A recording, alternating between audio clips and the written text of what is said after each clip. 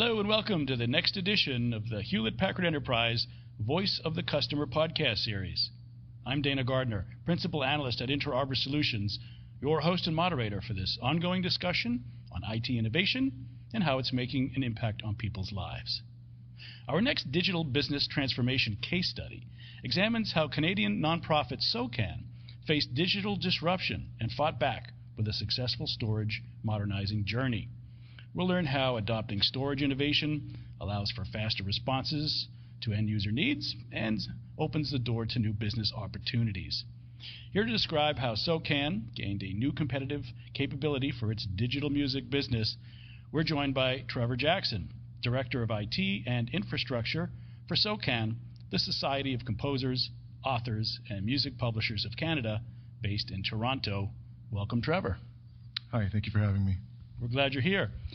Tell us a little bit about some of the drivers. The music business, of course, has changed a lot in the past 5 years or so. There's lots of interesting things going on with licensing models and people wanting to get access to music, but people also wanting to, of course, control their own art. So tell us a little bit about some of the drivers for your organization and then also perhaps for some of your technology decisions. So we've traditionally been handling traditional performances of music, which is radio stations, television, and movies.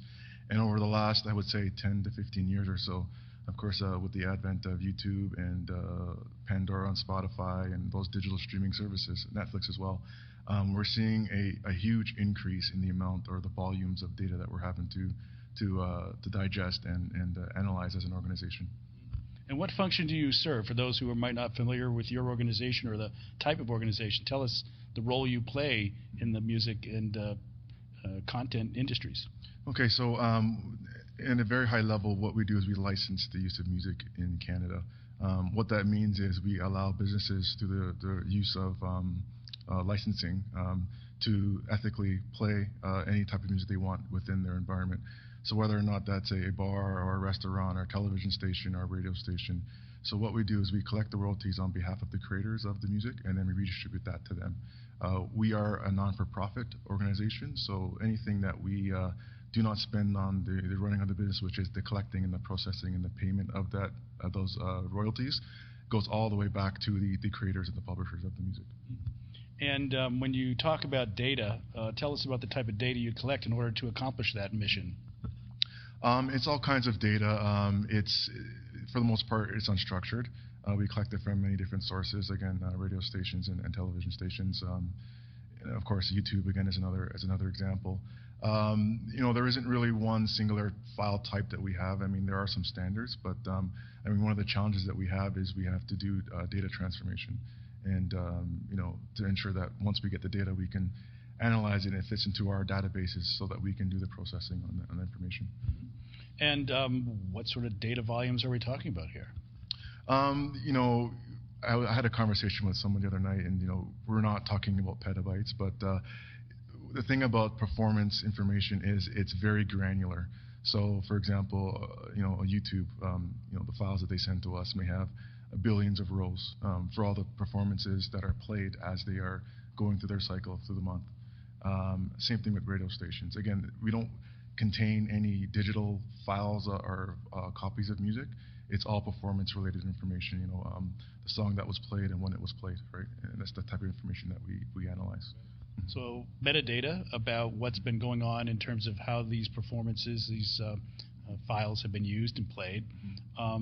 Where were you 2 years ago in this journey, and how have things changed for you in terms of what you can do with the data and how the performance of your data is benefiting your business? 2 years ago, before we've been on all flash for about 2 years now.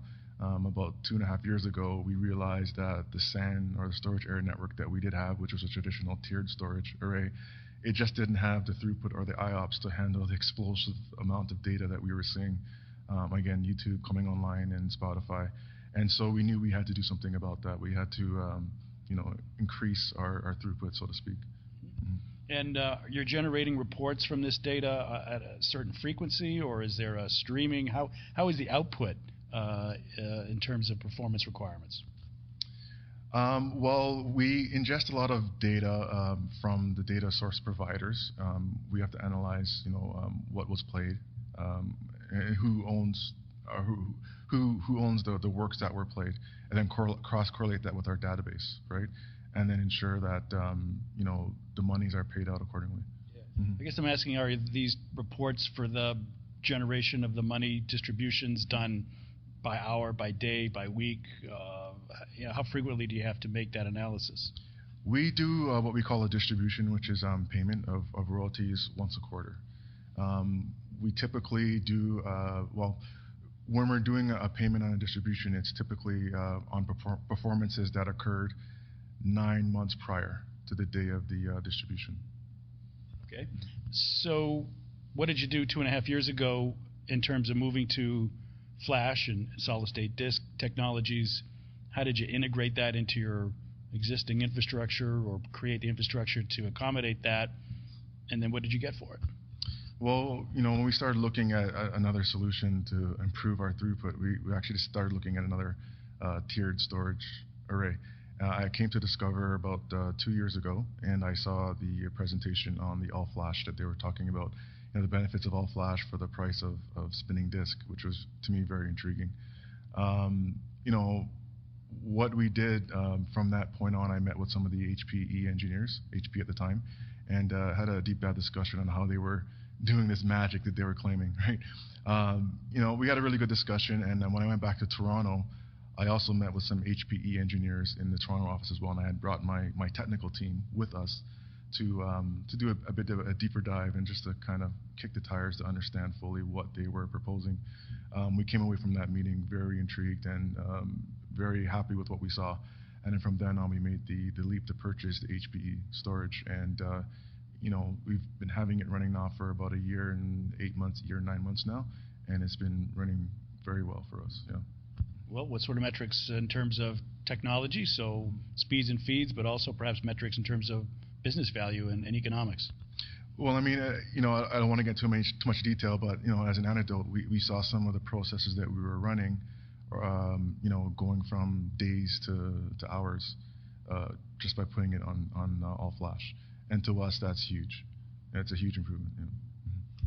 What other benefits have you gotten? Are there some analytics benefits, backup and recovery benefits, data lifecycle management benefits?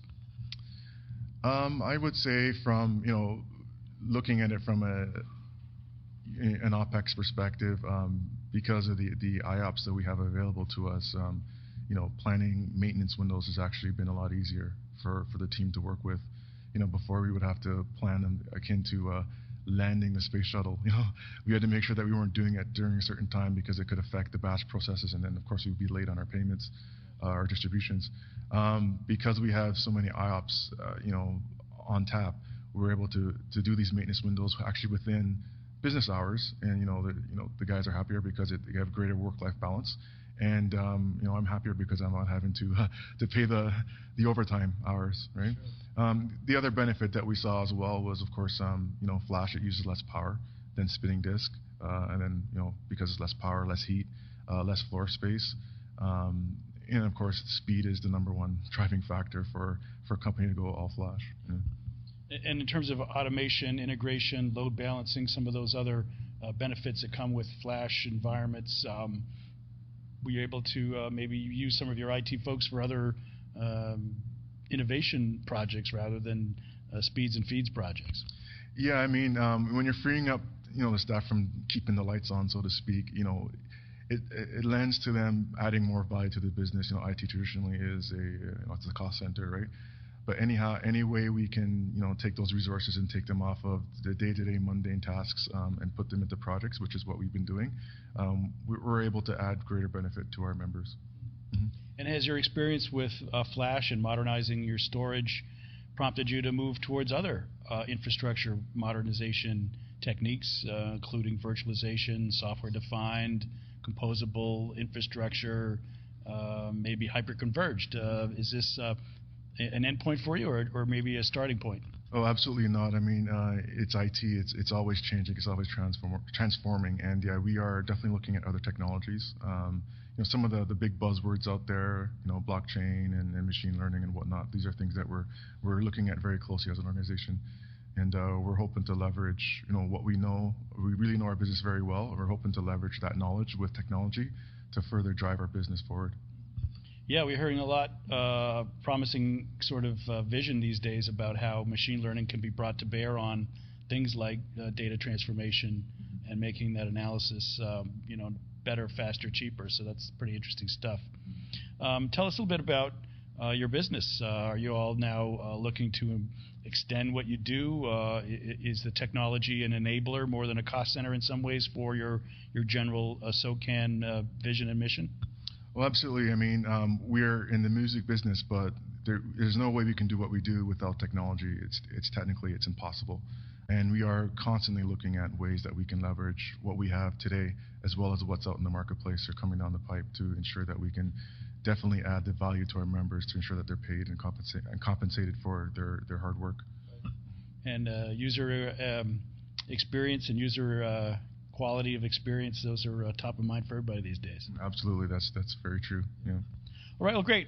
We'll have to leave it there. We've been learning how Canadian nonprofit SOCAN faced digital disruption and fought back with a successful storage modernizing journey. And we've heard how adopting storage innovation is allowing for faster responses to end user needs and has opened the door to new business opportunities. So please join me in thanking our guest. We've been joined by Trevor Jackson, Director of IT and Infrastructure for SOCAN, the Society of Composers, Authors, and Music Publishers of Canada, and they are based in Toronto. Thank you, Trevor. Thank you for having me.